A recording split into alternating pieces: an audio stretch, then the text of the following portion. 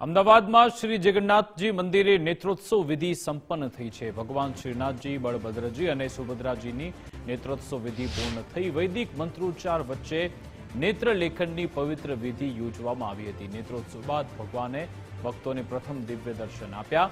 રથયાત્રાના સફળ આયોજન માટે વિશેષ પ્રાર્થના થઈ।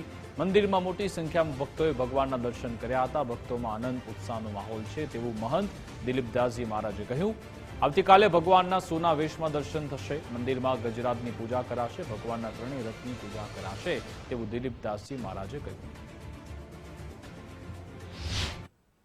ભગવાન જગન્નાથજીની આ 149મી રથયાત્રાના પાવન અવસર પર ભગવાન આજ અમાવસ્યાના દિવસે પોતાના નિજ મંદિર રત્નવેદી સિંહાસન ઉપર ભગવાન જગન્નાથજીની આજે નેત્રોત્સવ વિધિ સંપન્ન થઈ રહી છે।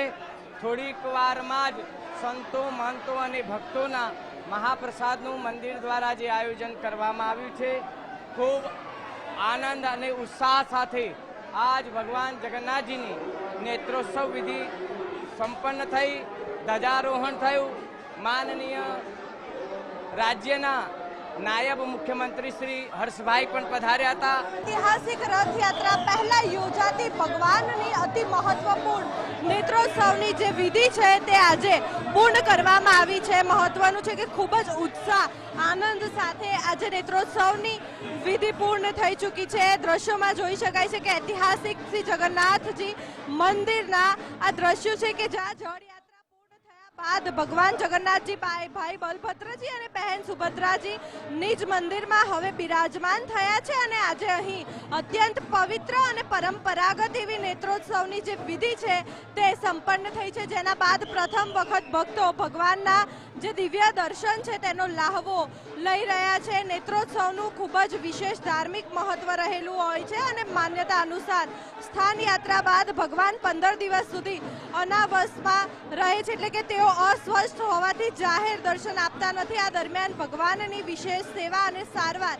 કરવામાં આવે છે અને ત્યારબાદ નેત્રોત્સવ વિધિમાં ભગવાનના નેત્રોનું પુનઃ અલંકરણ કરવામાં આવે છે અને ત્યારથી ભગવાન ફરી ભક્તોને દર્શન આપતા હોય છે અને આ દિવ્ય દિવસે ભગવાનના નવજીવન અને નવ દર્શનનો પવિત્ર જે અવસર છે તે માનવામાં આવે છે। આપ તસવીરોમાં જોઈ શકો છો કે ભગવાનનો અતિ ભવ્ય જે શણગાર છે તે કરવામાં આવ્યો છે। રંગબેરંગી ફૂલોથી સુશોભિત મંદિર, આકર્ષક વાઘા અને દિવ્ય આભૂષણોથી ભગવાન જગન્નાથજી, બલભદ્રજી અને સુભદ્રાજીના અવલૌકિક સ્વરૂપે બિરાજમાન થયા છે અને ભગવાનના પ્રથમ દર્શન કરવા માટે વહેલી સવારથી જ મોટી સંખ્યામાં ભાવિકો મંદિર પરિષદમાં ઉમટી રહ્યા છે અને સમગ્ર વાતાવરણમાં જય જગન્નાથના નાદ સાથે ગૂંજી ઉઠ્યું છે અને હાલ ભગવાનના જે આંખે પાટા બાંધવામાં આવ્યા છે, એટલે કે હવે જ્યારે રથયાત્રાના દિવસે, અષાઢી બીજના દિવસે ભગવાનના આંખમાંથી આ જે પાટા છે તે ખોલવામાં આવશે, એટલે ત્યાં સુધી